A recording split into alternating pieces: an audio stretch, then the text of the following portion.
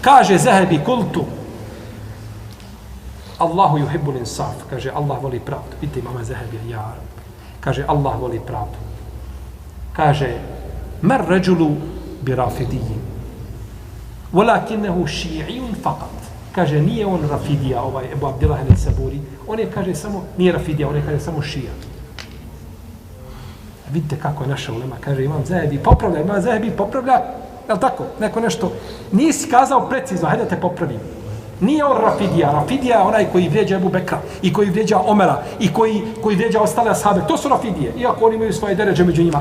A šija je samo onaj koji kaže da je Alija radijallahu anhu bolji od Osmana.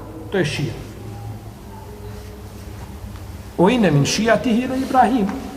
U Kur'anu spomenuta riječ, šta? Nije to problem, to je, znači, njegov prijatelj koji ga pomaže, koji je njegov, znači, pomoćnik i slično tome. To samo po sebi nije problematično. Pa je razlika između šije i rafidije. Rafidija kaže da je Alija bolji od Ebu Bekra i Omara. I da se Ebu Bekra i Omer uzelo od njega hilafet nasilno. I da je vređio ostale ashabe i tekfire i tako dalje. A šija kaže ne, Alija je bolji od Osmana. Te riječi, Alija je bolji od Osmana, su pogrešne.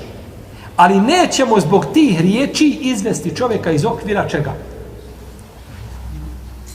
Ehlu sunnet vel džemaat. Dina svakako, to je jasno. To je pogrešno. Kažemo to je greške, jer je bilo među ehlu sunnetom je bilo rijetki učenjaka, ali je bilo koji su smatrali Aliju boljim od koga?